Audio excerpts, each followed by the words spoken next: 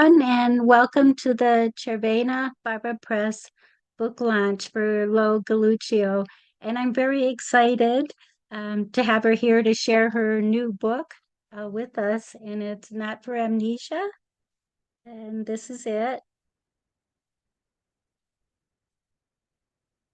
And our special guest tonight is Richard Cambridge. And he has an MFA in fiction and is the author of Pulsa and hosts the Poets Theater and has been doing this wonderful event for years. So please check it out. Um, he is a poet, novelist, activist, and I'm going to embarrass him now, but he's just the nicest person. So I'd like to say, here's Richard. Thank you. Thank you, Gloria, for the introduction. And I'm really excited to be reading with Lo this evening and introducing her book, her chapbook of poems, which I really love. And we were speaking of the moon, and I'm going to open and close my reading with two poems about the moon. Last night it just sort of came to me to do my sort of dark Halloweenish poems, so I gleaned through them to see which ones would suit for tonight.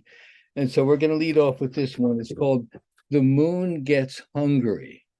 Okay, there's all sorts of lovely images of the moon and lovers, but when she gets down to a crescent and then even sharper to a sickle, you have to be careful. You got to watch it when the moon gets down to a crescent. She gets in these moods when she wanes. I saw her sneak up on Orion, steal his belt, hook herself on the buckle, and come out swinging. Forget the wheat and the harvest. She was out for blood. Bulls, lions, crabs, rams, fish, scorpions, humans. She was going to make herself a stew. You got to watch it when the moon gets hungry. You better hide until she's full.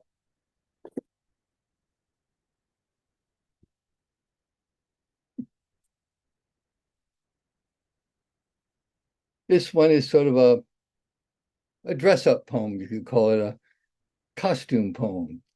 And one night I was in Nantucket, and I was watching the sun set, because you can see like the sun rise and set in Nantucket because it's an island. And so as the sun was setting, it decided to become a moon. Okay? So this is called The Sun Comes Out. The sun went moon today, packed up his rays, put them in a closet, got out this tangerine chiffon, gave a coming out party at, well, sunset. He was beautiful. People stared, so soft and round. Children pointed, laughed, asked for lollipops and balloons. The moon wondered if she was out of a job. Venus was jealous. Mars embarrassed. Jupiter was plotting a takeover. The rest were thinking of jumping orbit. Alien ships arriving, thought they were in the wrong system, went home. Everything was out of order. Bankers lost lots of money. Astrologers made lots of money. The fashion industry was rolling in it. Poets and painters revised metaphor. Philosophers pondered a new aesthetics. Scientists came up with rational explanations. For once, all politicians were in a state of confusion, trying to figure out what sort of spin to put on it. The sun was just doing his thing, trying on something different. Couldn't understand what all the fuss was about.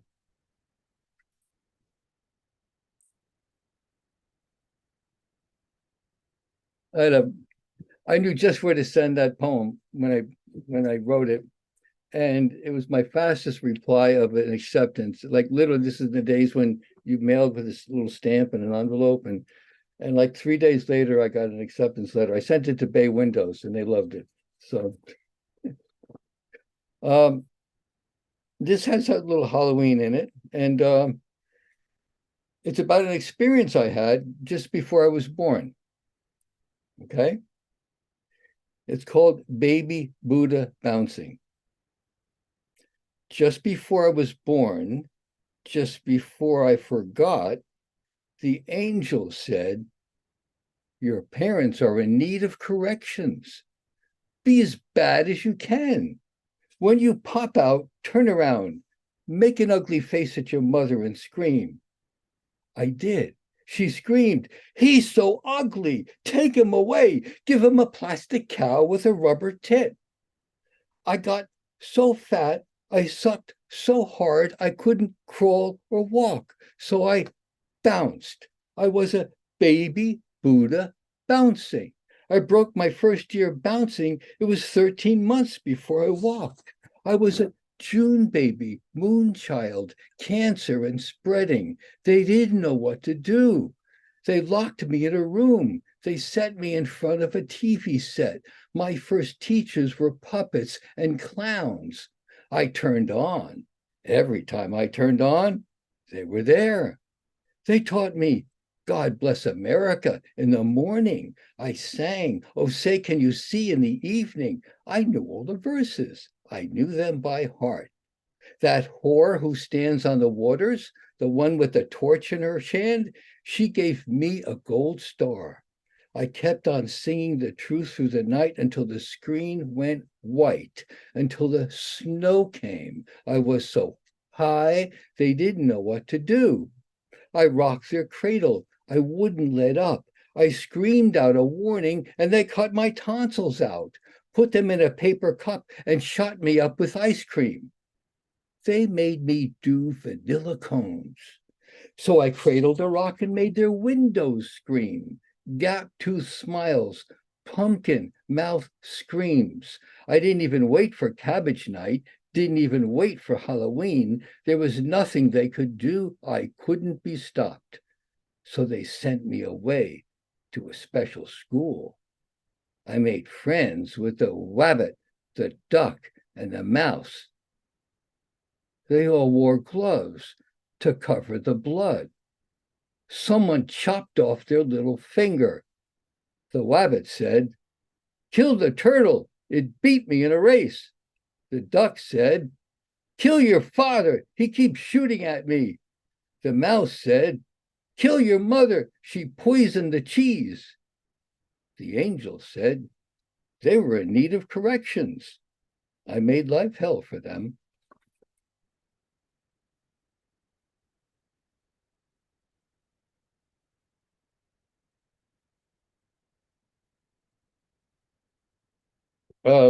This is another one of those poems I wrote.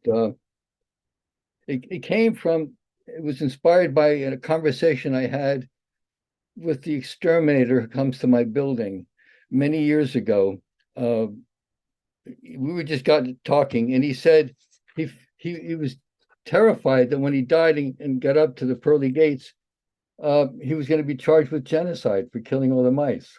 So this came out of that. It's called Morning in America. Stems sprout from city streets and blossom into flowers. Tree roots buckle up bricks from the pavement. Moss appears between cobblestones. No one knows where it comes from, but it's green and it's spreading. There are many cracks in the walls of Babylon, and there's always a hole in the corner of the house for the mouse to get in. They say a mouse needs only a hole as small as the circle of a dime, just the shrunken head of Roosevelt. They pass through Roosevelt's head. They grab the torch on the other side, proclaiming liberty as they enter your house, and there's nothing you can do to stop them. No amount of traps with cheddar or Stilton or white or yellow American to snap all their necks, or pellets of poison to dry up their bellies, or jungle beasts distilled by time into tabbies and calicos can possibly eat them all. My exterminator has dreams. He says, my exterminator says he has nightmares of dying. He says he hears a voice in the clouds, a voice is saying, the mice will see you now.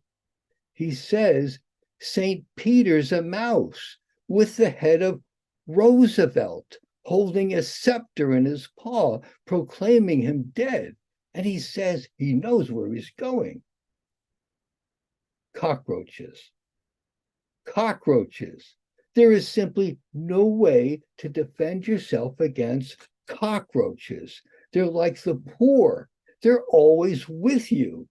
In New York City, they use geckos for cockroaches, those little leather beasties that come out in the night and tongue the brown roaches, but leave little shitballs on the carpet for the maid to clean up in the morning. There's always something to deal with.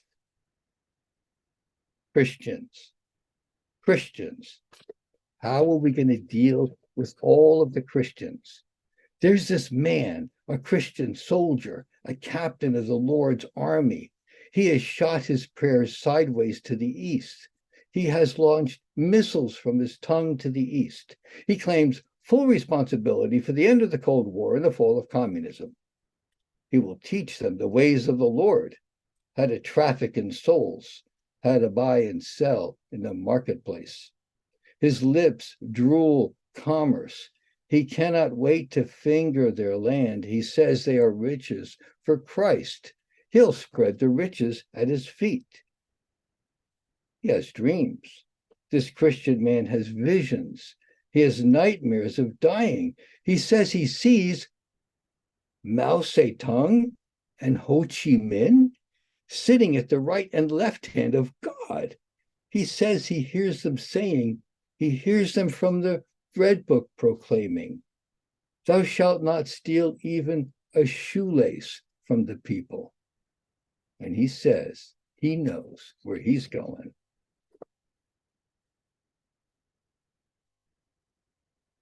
And I'll close with this one. This is another moon poem.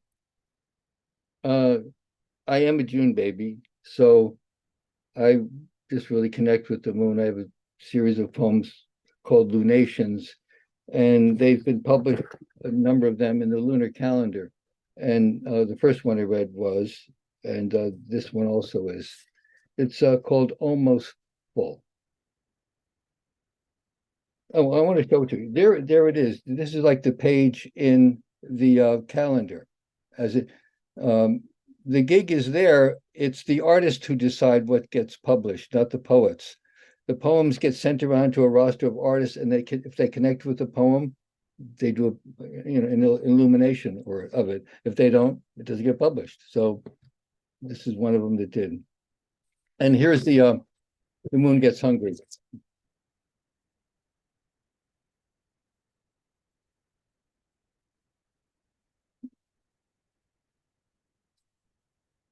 If the moon is not full, it's because she's busy gathering coins from all the world's fountains.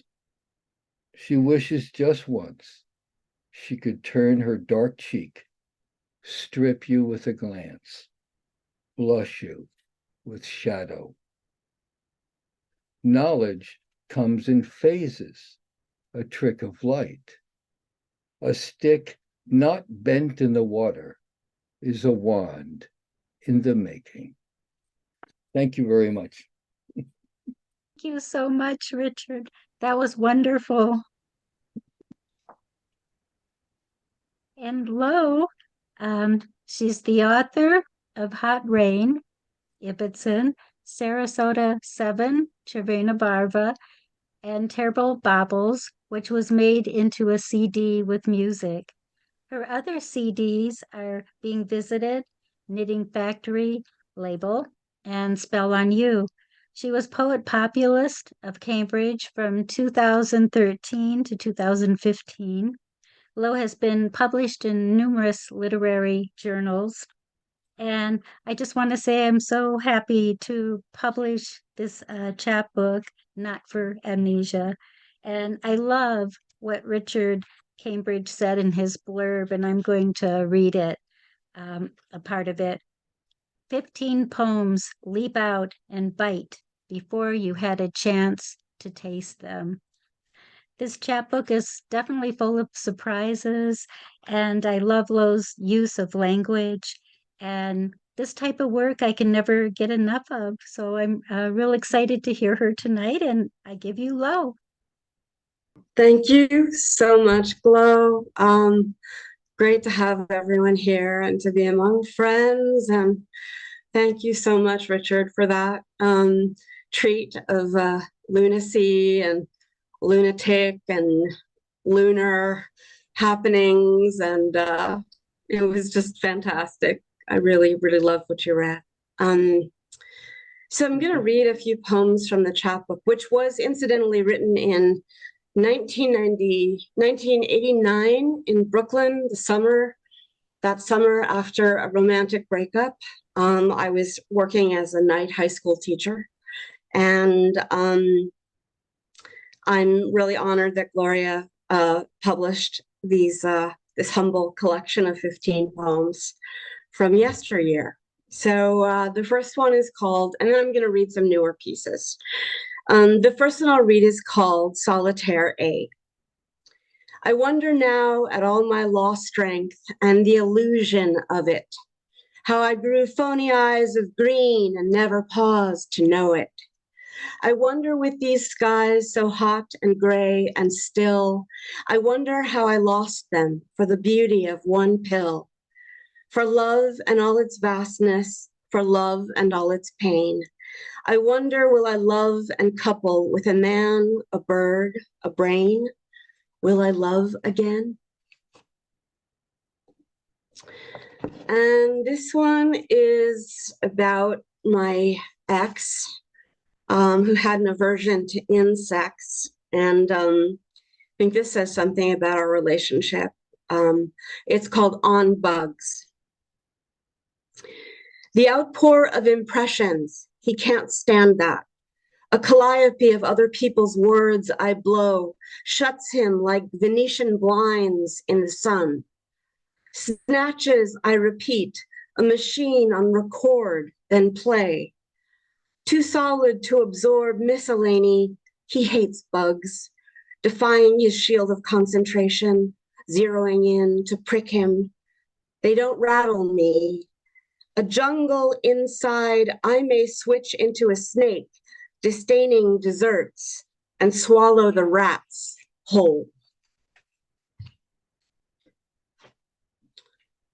And this one is called Quarantine, sort of about an affair I had during this relationship. Blue feet, scales up the back, hot dimes in shoulder blades, a name for love like ammonia, January, fear. When I awake, unions far removed. In one butterfly wing, I dreamt the space of your nose distant, a taste in your mouth filament. Some toothless god smiling, a goddess twines your Chelsea cave. No matter how long, deep, or wet, our souls are shy of meshing, and we're the meshing kind. Steep white like the Andes, cattle bone of moans, a black sea rattling, crackling roses, our popcorn poses engraved. We are saved. We are saved.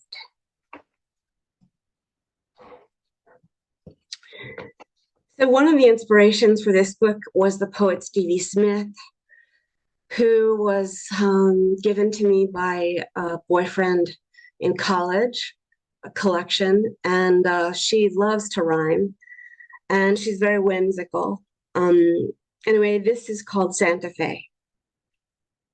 Is this really what you want? She thought and asked, she thought and asked, and basked in the absence of an answer.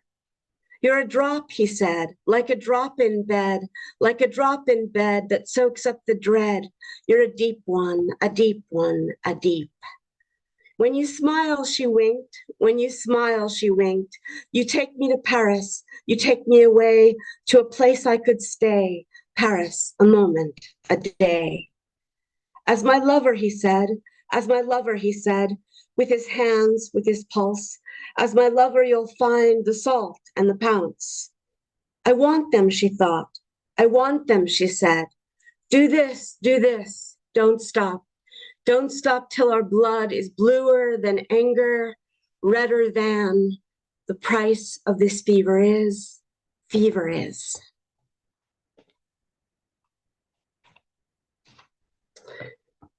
And this poem was originally entitled Reverberations. I renamed it Canyon. The slick stuff in the pink jar, a white cat, glittering eyes green, the black and tan bruises of your hands on my mind, the lonely rub of a lover married, the ice blue of a dead one smoking, a spire of light that seethes in spite of the seagull choking. Black clams stranded on the sand, the burrowing germ of our lost plan, fire in the eyes of a hungry God, the digging your mouth couldn't take, the dream I can't quite forsake. A green turns yellow, red of the bake, the punch of the drunk when he sees spilling laughter in trees, orange of mating, yellow of pain, the tangles of chatter, feet and heart freeze. The desert, the cactus disease, morning of pink, silence of white, the melody of hope sinking tight. Killing fever, damage done. Echo, the loss of someone.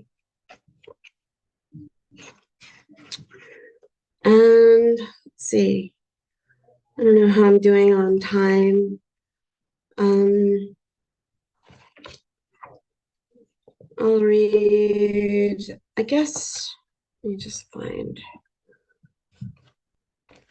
I'll read a poem called The Piper, which is about having a hangover and having to work a day job. The Piper. You whine for sleep, your mouth sawing itself, and curse what splinters your head, a forgotten language. Ache for baptism, dread the game of day, sniffing its corridor for clear water and salvation, anything to defeat vibrations of civilization, you come to lost. Ready to squeeze his morning juice from traces at your throat. In his gaze, fire fades to smoke, sacking your lungs like a botched theatrical effect. A cold so thorough it rains, slugs your senses, no parasol of memory to smatter its fists. Okay, so I'm going to read a few new poems, and this first one is a persona poem that I wrote after watching Godfather 3, in which Sonny Corleone's bastard son is a character. And I was reflecting on Godfather 1, where during Connie's marriage ceremony, Sonny is banging his mistress upstairs. I think her name is Lucy. And so I thought this would be a poem about their love child, a girl. So this is called Sonny Corleone's Daughter. And you remember James Caan played Sonny Corleone, and he had a pretty wicked temper. And yeah, the whole thing. And this was published in Ovunque Siamo, an Italian-American journal recently. Sonny Corleone's Daughter. The only gift I accept from lovers is black lingerie from that little boutique in the East Village. I have a raven tattoo and one that says Daddy Forever above my breasts. Uncle Michael got me a good job as a cocktail waitress. My temper is triggered by rolling eyes, a wrong turn, going home, a curse, even a dust ball in the corner. Then I smash a glass or shatter an ashtray. I have a French manicure. I have crystal violet rosary beads. I buy a rose for St. Lucy every Sunday, usually yellow, sometimes pink, because I'm blind in one eye. I see my father in a white t-shirt and suspenders sweating over a pot of spaghetti, the gun stuck in the back of his navy blue pants. I bring daffodils to his grave because they flounce like I did when I was a little girl. Tell him what I'm up to. He wants me to marry a lawyer. I have my teeth whitened, but would never have a boob job. Sometimes I'm a lady facing two doors in a coliseum. One leads to a convent, the other to an orgy. I dream of Romans. I dream of blood. And this is a recent poem that is sort of a summary of the relationship that ended before I wrote Not for Amnesia. And it's called The Steak and the Rose. I began writing poetry that summer in Lucky's house after he said, I can't do this anymore. I killed him with my tears and he swooned like Agnes of God, bleeding from the nose. We lived in a glass house with no doors, but they slammed often, and I didn't appreciate the Progresso soups we'd had since Chicago, his lovely scarred bareback and black hair. It started when he saw me in Mem Hall after a lecture on the Mexican Revolution. His girlfriend accused me of stealing him, and speechless, a coward, I just backed away. I gave him a Max doll from Where the Wild Things Are and asked him to fuck me like Sonny Corleone against the door, standing up. And he did, many times. Heartlessly, I told my friend he was like chocolate ice cream compared to my last boyfriend, when really he was the steak. He was the steak, like Paul Newman said about Joanne Woodward. They mated for life and never stabbed each other in the back. When one was the rose, the other was the gardener, and so forth for at least 5 decades. Hold on to that one, my mother should have said, shaken me like a bag of rice, splashed freezing water on my feet. That way it wouldn't have ended. That way I would have been a bride instead of writing this poetry. I was the prickly rose, he was the steak, and he was the bloody steak, I the elegant rose. Maybe we died together that day. Better to be a poet. Thanks. And this is a cento that was published in the Muddy River Review. It's short. A cento is a poem taken from lines of other poets' work. So I'll just read it. Solace. I cannot hold this light for you. I am the indispensable witch. Useless, useless, the 1,000 memories. The world has adjusted to death, but something is always something else. Yes, history must change. The chimes heal the cracks in the bell of the moon. Prayer, it was black and shone. The bird is an alphabet. It flies. And this is the last one I'll read. This is a sonnet after Diane Seuss. If you know her work, she wrote a collection called Frank, which won the Pulitzer last year. Wrote this in a workshop. It's a little dark. Well, not that the other stuff isn't, but this is called I Am Saved, sort of. Once I took a bunch of Trilithon pills in a New York night and watched this little Timex clock, thinking I'd be gone by the morning. It was over you and my mother's check for $750 to cover my rent, over your dope addiction and not knowing what to do about it. Next thing I know, my shiny brown satin blazer is gone, and I'm lying in a hospital bed in Beth Israel, a stain of charcoal, and my lips dry as stretchers. This Russian doctor said, you'll pay penance for your sin of a suicide attempt. Then I saw the Black woman lying stone still, her life almost renounced, like a mummy. Real bad luck, but I was alive. They told me I'd cross the street and ask the bartender of Lenny Kay's joint to dial 911. How the hell I managed to do that, blacked out on those pills, is beyond me. Didn't even get hit by a cab. You called me every day. And Uwe, the German banker, told me to forget it. You're an artist, he said. Just let him go. But I couldn't. When I got out, I wore your CK1 cologne on my new job, and you stayed in my mind like a fog-drenched seagull. I flew with you in my heart like a martyr back to Boston. And that's it. Thank you. Thank you so much, everyone. It's so good to see you all.